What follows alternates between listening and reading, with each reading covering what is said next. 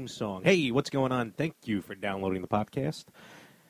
And I'm going to steal a line from Family Guy right now. You know what really grinds my gears? I'm getting right into it. Part-timers winning the WWE World Heavyweight Championship. Now, let me back up just a little bit. Last weekend? Yeah, last weekend. Wow, it's already been a week. Week and a half, actually. No, not last weekend. 2 weekends ago. Whatever. SummerSlam weekend. I, went to Ring of Honor, Field of Honor. Went to SummerSlam. Those are at MCU Park and the Barclays Center, respectively. And my last podcast with my guest, Glenn Notaro, we definitely went over that. We were recording that show before going to Raw that night, which was also at the Barclays. And that's what I want to discuss right now. Monday Night Raw from the Barclays Center. Last week? Week and a half almost, depending on when you listen into this podcast. It was the Raw, after SummerSlam. And, first of all, Raw at the Barclays the last couple of times has been pretty much off the chain. What was it, back in October? Was it? No, not. Wasn't the Raw before Mania? No, it was back in October. Out of nowhere, The Rock showed up. The Rock surprising everybody, interrupting Rusev and Alana at that time. This past time at the Barclays was the return of the Dudley Boys, Bubba Ray and Devon. First time in almost over a decade that they were in WWE.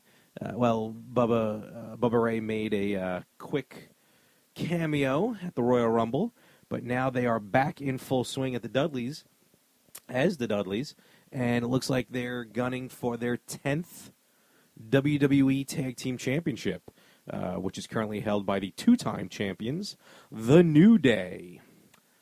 But night went on. Raw was actually, it was like a WrestleMania Raw. Night after SummerSlam, it was a SummerSlam crowd. The crowd was already jacked from NXT TakeOver, was ready to go. A little peeved, but ready to go from SummerSlam with that wacky finish. But the end of the night, Seth Rollins at SummerSlam became the first man to hold both the WWE United States Championship and the WWE World Heavyweight Championship at the same time. So he declared that he wanted a statue in his honor, just like the likes of Andre the Giant, Bruno Sammartino, and the Ultimate Warrior, which are currently at Titan Towers there in Stamford, Connecticut. So they now being in the arena, you can see them getting ready to set up. They started to loosen up the ropes, broke down they loosened the ropes. I think they took off the top. Almost looked like they started dismantling the ring because they needed to get this giant. I don't know what to call it, a package or whatever that had the statue in it. They brought it out in a forklift. I mean, they did it all during commercial. Lights were low, lights were out. And, they got it in there, then they tightened up the ropes and everything. So magically, all of a sudden, this thing's in the middle of the ring. Now, I've been watching wrestling for pretty much my entire life. I'm 35 years old. So say a good almost 30 years, because I remember asking for tickets to WrestleMania 3, not realizing that WrestleMania 3 was in Detroit, and I lived in Brooklyn. So, but nevertheless, and that was 1987. So, me being me, and again, this is a spoiler-free zone. I never look at spoilers. I don't know what's happening. I have an idea just from watching for so long. You kind of almost becomes second nature to you. I figured the statue was not in this, what we'll call package. I figured somebody, it could have been either destroyed or dismantled or something. which I figured John Cena would have done, or someone was in here that they were going to say we're going to debut, lift the curtain and then display the statue. So I figured someone was in it. Cena, maybe someone else vying for the championship. Sheamus, maybe, to cash in Money in the Bank or something. The last person I expected, which was the man who was in there, who is also currently the number one contender for the WWE World Heavyweight Championship, and that is the self-professed icon, not in my eyes, but hey, the icon, Sting. Sting, for the first time since WrestleMania, or at least since the Raw after WrestleMania, Sting was on television in a WWE ring and basically beat up Seth Rollins and without saying a word, lifted up the WWE title and pretty much threw his name in the hat. And then later on the network, Triple H declared that at Night of Champions, Seth Rollins will defend the WWE World Heavyweight Championship against the 0-1 Sting. That is his WWE record, 0-1. He lost to Triple H at WrestleMania. He is the Seattle Seahawks of a couple of seasons ago, getting into the championship or getting into the playoffs with a losing record. What the heck? Look, I'm going to be the first to admit, I am not a Sting fan. Growing up, I was WWE, not NWA, WCW. I always felt Sting was a Hogan ripoff. Sting, Venice Beach, California. Hogan, Venice Beach, California. Both were jacked up muscle jocks, and both were the huge, definitive baby faces of their company. But I was never a fan of Sting. Even later on, Crow Sting, NWO Wolfpack Sting, TNA Sting. I didn't mind the Joker Sting a little bit in TNA. That was cool. But just, I'm not a fan. I'm not a fan of Sting. Look, I'm not saying he's bad. I'm not saying he sucks. I'm not talking about his wrestling. I'm just not a fan of Sting, period. I was rooting for Triple H at WrestleMania. But, look, he is Sting. He's a former NWA champion. He's a former WCW world champion. He's a former TNA world heavyweight champion. Let's face facts. The only belt that he's never won is the WWE title. And, all right, I guess it would be something special for him to hold the WWE title at least once. For his career. He even said it on Raw this past Monday, the final chapter in his career. And I'm sure this is his final chapter. I'm pretty sure he's going to go into... oh, wait, it just dawned on me.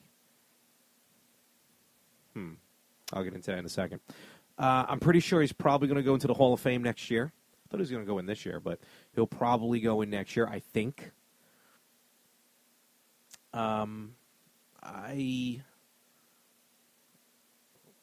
How can I put this? Well, bottom line, he's got the title shot.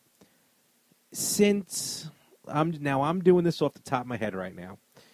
Let's see. Let's go all the way back to when CM Punk was WWE champion. He was WWE champion for 434 days. He was champion for all of 2012. He won the title, Survivor Series 2011, lost it at the Royal Rumble of 2013. Now, he lost it to The Rock, part-timer. He had just come back. By the time he faced Punk at the Rumble, that was his third match. He had the tag team match at Survivor Series. Hold on. There we go. I got to figure out what that is. If you all heard that clicking, I got to figure that out. Anyway, Rock had the tag team match. It was Rock and Cena versus Awesome Truth, The Miz, and R-Truth. And then he had the match with Cena at WrestleMania 28. So 2 matches in June of 2012 at Raw. Let me try that again. Raw 1000. He announced that at the Royal Rumble, July, August, September, October, November, December, 7 months later, he had already was given a shot at the WWE Championship.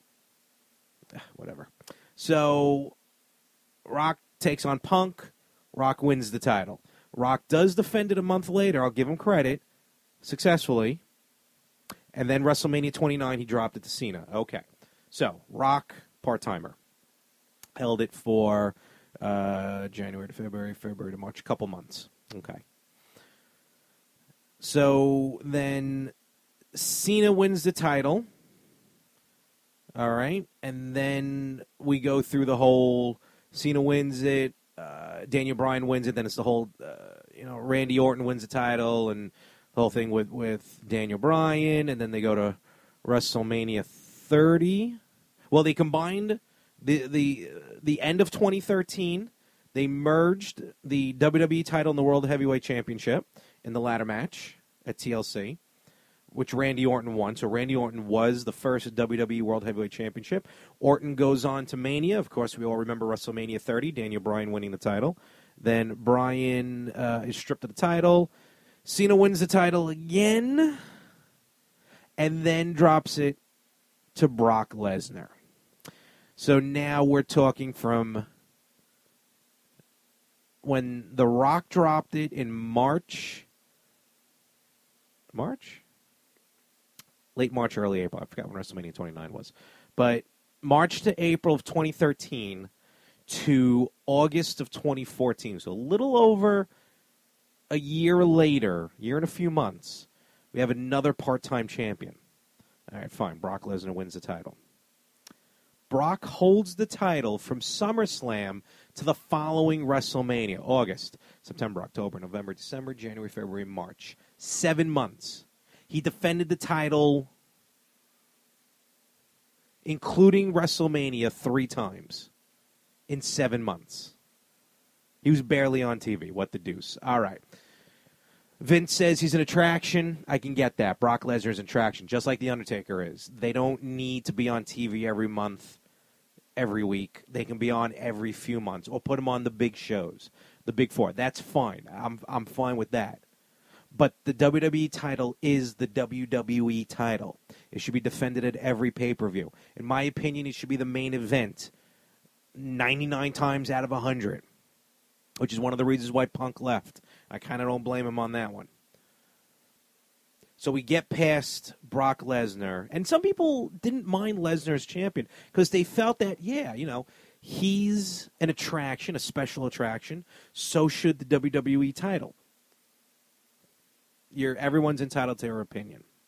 I just feel that a part-timer should not be champion because that championship should be present at each and every show and each and every pay-per-view. All right. Brock drops it to Seth Rollins this past WrestleMania 31. Now that brings us a few months later to Night of Champions and Sting getting ready to challenge for the championship with an 0-1 record in WWE. Look, say what you will, when Hogan went to WCW, his very first match in WCW was for the WCW Championship against Ric Flair. But to be fair, he was 0-0. He was a clean record. That's fine. Go. Sting has already lost. Whatever. Okay. So now here's what, just a few minutes ago, it dawned on me. I have a feeling Sting's going to win. Reason being, he's never held the title. Let's face facts. Give him the title, let him go off in the sunset. But if he wins the title,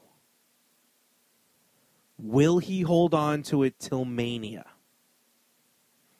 WrestleMania 32 is going to be at AT&T Stadium in Dallas, Texas. We're talking the possibility of over 100,000 people in Dallas. Now, I'm going to be one of them. The rumor, not even a rumor, what people think is going to happen is Undertaker versus Sting, which should have happened at WrestleMania 31, whatever. People saying it may be a double retirement match. I think that's a little silly with a double retirement match because I don't see Sting losing 2 WrestleManias in a row, let alone The Undertaker losing again. Forget about it. His last match should have been WrestleMania 30 when he lost. When the streak was over, Undertaker's career should have been over, but whatever. Will Sting, if he wins the title, will Sting hold on to it till WrestleMania? But if he does, by God, he better defend it at every pay-per-view between Night of Champions and WrestleMania, in my opinion. The title, I don't know what Vince is thinking. You know, the title is not. I mean, they're all the championships have turned into props in WWE. Let's face facts. Like Ring of Honor has it right. Look, I will die for WWE. But I'm not saying they're perfect. Ring of Honor's got it right with their championships. Their championship matches tend to be the last 3 matches of the night. And they don't really cycle through their titles. I mean, in their 13-year history, only 2 men have held the Ring of Honor World Heavyweight Championship twice. Everyone else has been one-time champions. And that's how you make a championship strong. Be that as it may. Here's my question to you, the WrestleWorld universe. Will Sting win the championship at Night of Champions? If he does, will he hold it till Mania? And if not, when do you think he'll drop it? That's the question I propose to you. And you can answer that question anywhere you want on social media. Follow me at More365, MOHR365. And as soon as I can remember the Twitter handle for WrestleWorld, I would have given that to you as well. But you can do hashtag WrestleWorld. Let me know what you think. I don't want to see Sting win the title, but you may want to. Thank you for listening. Thank you for downloading. Share this with everyone, and I'll catch you on the flip side.